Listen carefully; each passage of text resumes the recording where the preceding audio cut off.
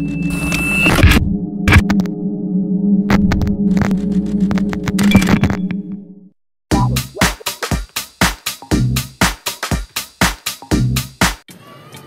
xin chào tất cả các bạn đã quay trở lại với kênh của Văn Nóng Lazada.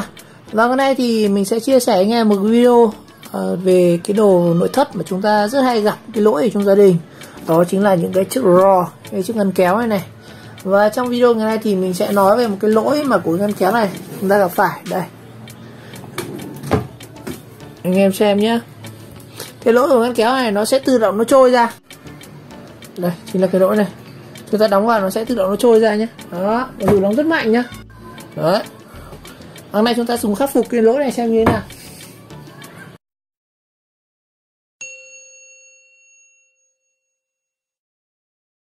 Rồi, đầu tiên mình sẽ nói về cái lỗi này.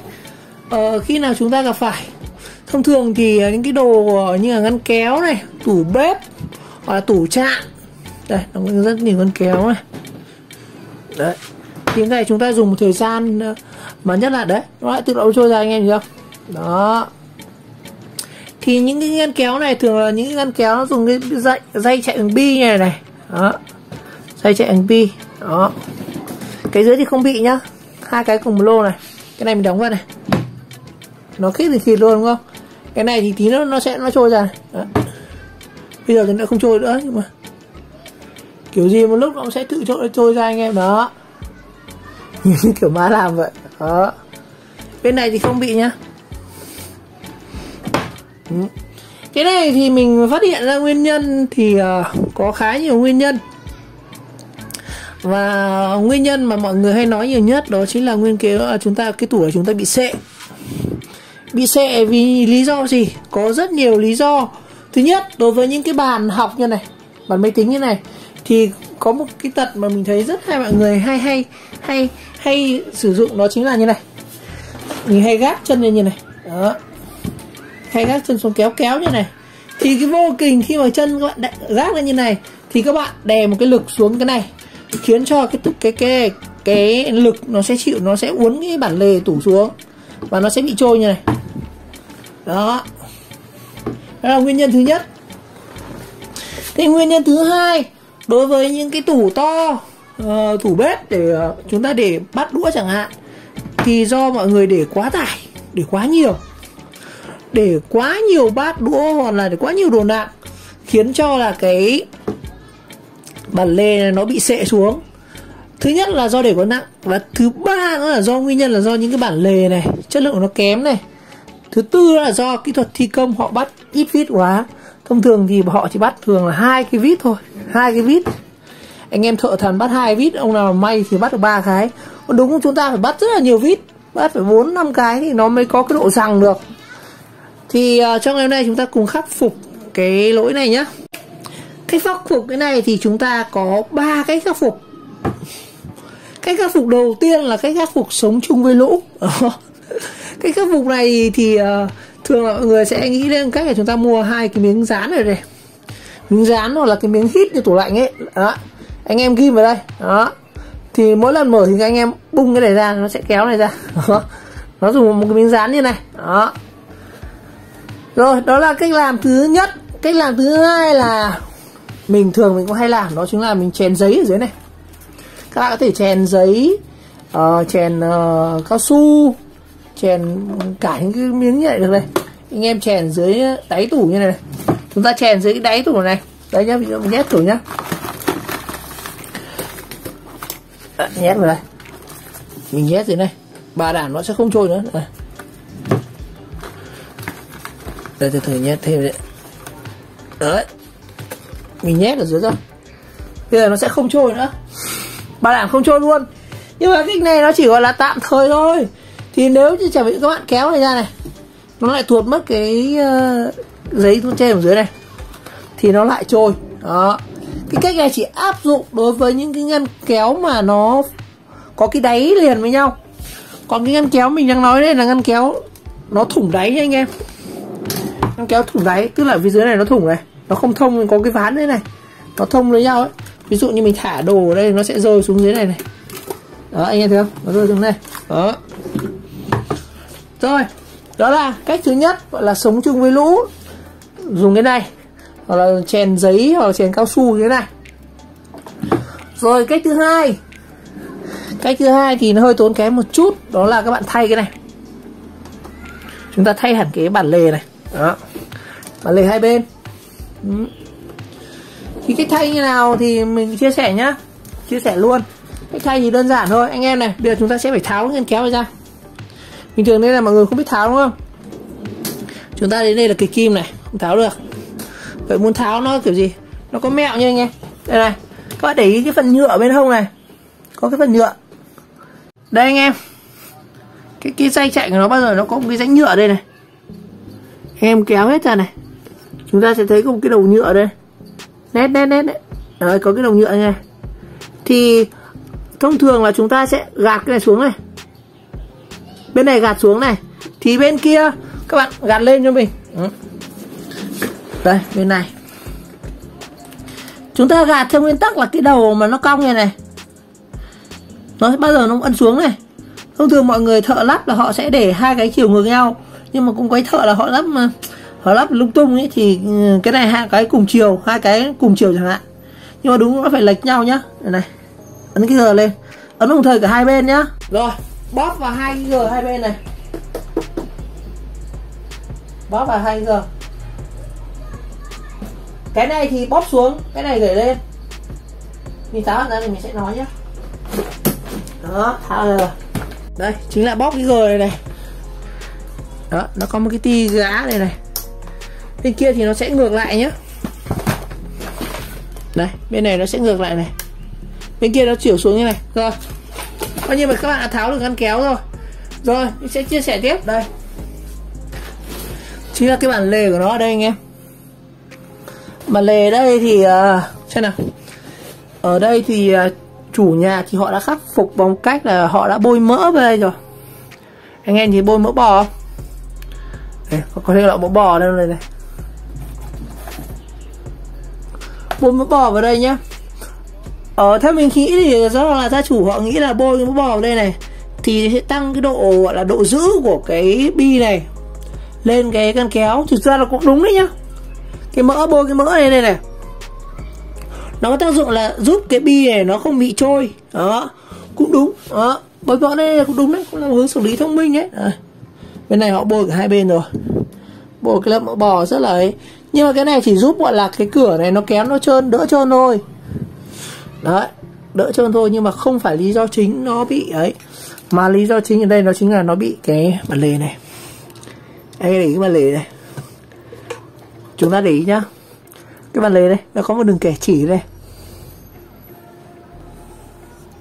Thì khi mà chúng ta để quá nhiều xuống thì cái bản lề bắt đầu nó xệ xuống. Đó, cái này nó bị xệ xuống rồi, nó bị lệch. Thường thì nó sẽ lệch một bên, và đen chúng ta sẽ lệch cả hai bên này. Thì cách xử lý đơn giản thôi, đó là thay cái này thì các bạn chỉ cần tháo cái này ra này. Đấy, tháo cái ốc ở đây một cái này. Ở đây họ bắt 3 cái nhá. Mình thấy là thợ bắt 3 cái này, một cái này. Bắt có 2 cái thôi, cho người chả bắt nữa. Bắt có 2 cái này thôi. Đó, thì anh em nhìn cái đường dây của nó bị vênh đúng không? Đó, bắt tét thè này, bắt tét này đó. Đây này, mình cho anh em kiểm tra xem nó có bị xệ không nhá. Đó, đây chúng ta sẽ kiểm tra. Tháo ra thì khó, nhưng lắp vào thì rất dễ anh em. Đây, nó có 2 cái gờ này, thì đây nó sẽ có 2 cái gờ ở đây. Anh em chỉ đâm làm sao cho nó vào 2 gờ này thôi. Đó, chúng ta không phải bóp này nữa nhá, không phải bóp này nữa, chỉ cần nghiêng hai bên này. Đó, sao ấn mạnh vào. Đấy, nó vào khớp này. Đó, đấy, nó lại trôi ra này. Đó, rồi mình chia sẻ anh em biết tại sao nó bản lề. Đây các bạn nhìn cái tủ này, các bạn thử lay nhé. Bên này hầu như nó không di chuyển này, còn bên này nó rung rất mạnh nhỉ, chứng tỏ nó bị xệ bên kia. Đây này, anh em lay thì bên này này, bên này hầu như là mình không ấn được nhá, còn bên này này nó rung rất mạnh này. Đấy, Anh em nhìn thấy không? Cái đường này hầu như nó không nhảy lên này, cái đường này chứng tỏ bên kia bị sệ. Đó, bên kia bị sệ, chúng ta sẽ phải thay bên kia. Đó. Còn cách mà không muốn thay thì đơn giản thôi, các bạn tháo ra khoan lại. Ở đây mình sẽ hướng dẫn là chúng ta thử tháo ra khoan lại xem như nào nhé. Rồi lại tháo cái này ra.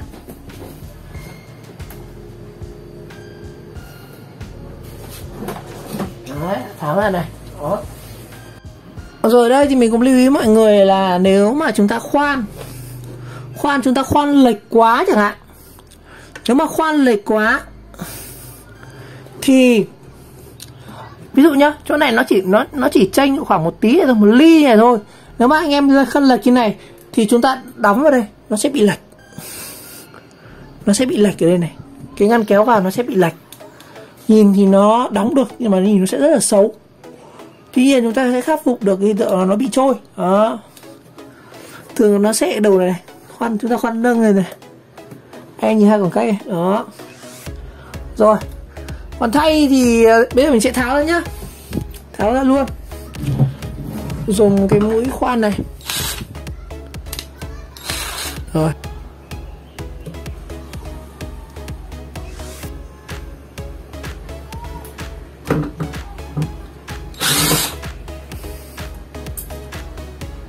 Đấy. Theo kinh nghiệm của mình thì các bạn chỉ cần tháo một cái ốc này thôi. Đó. Và chúng ta nâng lên một chút này, nâng lên một chút và khoan sang chỗ khác. Đây, ví dụ mình khoan sang đây chẳng hạn. Đây, mình sẽ nâng một chút. Anh em nhìn thấy cái vạch của nó đây đúng không? Đây, chúng ta sẽ nâng lên một chút như này. Đó. Bạn để ý này, chúng ta đo cái khoảng cách này nhá, nó sẽ phải bằng cái khoảng cách bên này. Đó, hai bên nó sẽ phải cân xứng nhau này. Đây, bên này khoảng cách nó như này, thì bên này nó khoảng cách nó sẽ phải tương ứng như này. Tránh trường hợp các bạn khoan quá sâu chẳng hạn, nó chỉ một ly thôi. Chú ý là chỉ một ly thôi. Bây giờ mình sẽ khoan vào này.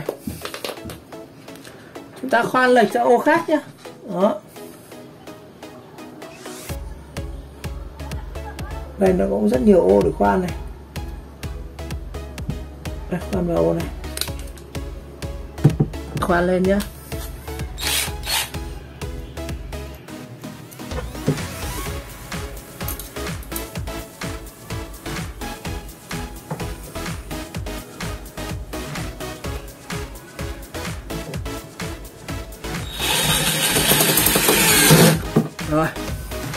Rồi bây giờ mình sẽ lắp vào thử trước khi bắt tiếp một cái ốc ở đây nhá. Đây là đúng, họ bắt cũng 2 cái ốc.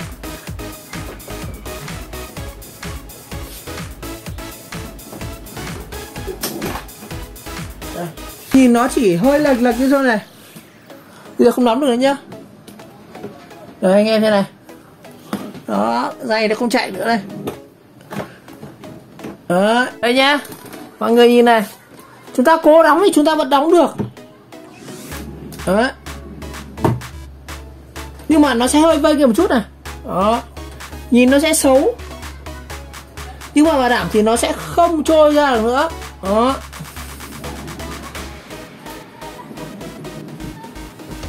Đó.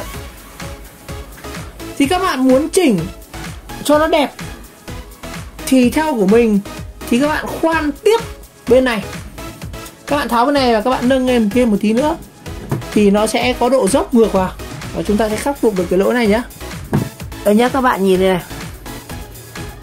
Đây, cái bên này lúc là mình khoan lên này. Thì anh em nhìn thấy không? Cái phía trong của nó hơi lệch một tí này. Đó, nó hơi dốc lên một tí. Thì cái bản lề nó sẽ trôi vào. Đó. Còn bên này thì nó vẫn đang phẳng này. Nhìn chị cái đường chỉ đỏ này. Đó. Thì các bạn nếu muốn đẹp thì chúng ta chỉ cần tháo một bên này. Đây nó có một con ốc ở đây. Và các bạn đẩy cái này lên, chúng ta khoan lên một tí. Nhưng theo mình thì có lẽ là cái con cái là không cần thiết. Quan trọng chỉ sửa được cho người ta là nó không bị trôi ra thôi. Chứ còn nếu muốn thẩm mỹ thì các bạn tháo đây nhá. Ở đây mình lười ra mình không tháo nữa. Và lưu ý là chúng ta chỉ khoan một mũi thôi nhá. Các bạn cố định cho mình cái phần này, không tháo phần này, chỉ tháo một bên thôi. Đó. Còn muốn chắc nữa thì chúng ta bắn thêm một con nữa này. Đây, cái ô cũ của nó đây này, nó lệch lên đây thêm không một ly nữa thì nó sẽ không bị trôi. Đó. Đơn giản thế thôi. Ở đây thì mình cũng đã chia sẻ anh em về cái cách mà chúng ta sửa cái lỗ ngăn kéo bị trôi ra. Đó. Thứ nhất là không cần phải thay cái bản lề này. Cái việc thay cái bản lề này thì thực ra là cũng được, nhưng mà nó sẽ lãng phí. Cách đơn giản nhất là chúng ta chỉ cần nhổ cái này, nhổ bên và đẩy cái này lên. Một ly thôi nhá, chú ý một ly thôi này. Các bạn thấy không? Một ly của mình khi mà mình lắp ngăn kéo vào nó cũng đã vâng lên rồi. Thì là chúng ta sẽ khắc phục được cái lỗ bị trôi. Đó. Lưu ý nhá, chúng ta đừng nâng quá cao thì chúng ta cái này nó sẽ không đóng được ngăn kéo này vào đâu. Đó. Bên này nó đo, nó có chỉ số hết các kiểu đấy. Rồi bên mình sẽ lắp lại nhé.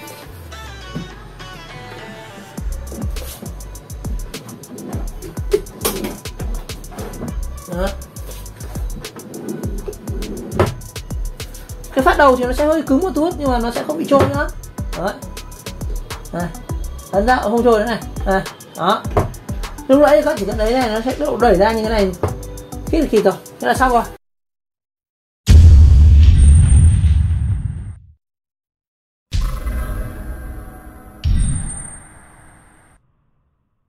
Rồi, trong video ngày hôm nay thì mình đã chia sẻ anh em về cái nguyên nhân của cái bệnh ngăn kéo trôi này, như là 3 cách để khắc phục với cái lỗi này. Cách thứ nhất là chúng ta chèn giấy này. Cách thứ hai là các bạn thay cái bản lề này. Cách thứ ba như mình thực hiện là các bạn chỉ cần nâng một đầu bên thôi. Các bạn kiểm tra xem bên nào nó bị nó lún, nó cong, nó kiểu như là cái này nó lâng lên lâng xuống nhiều hơn ấy, thì các bạn sẽ biết là bên này nó bị sệ. Thì các bạn chỉ cần nâng lên một tí thôi. Đó. Căn chỉnh làm sao cho đều hai bên. Nếu mà nâng một bên thì bên này chắc cũng phải nâng theo. Ở đây thì mình không cần thiết. Nói chung là khắc phục được lỗi là không trôi được rồi. Rồi một lần nữa cả các bạn đã theo dõi video clip. Và thấy video hay vì nghĩa các bạn nhấn like, subscribe của kênh và chờ đón các video tiếp theo. Một lần nữa cảm ơn bạn rất là nhiều.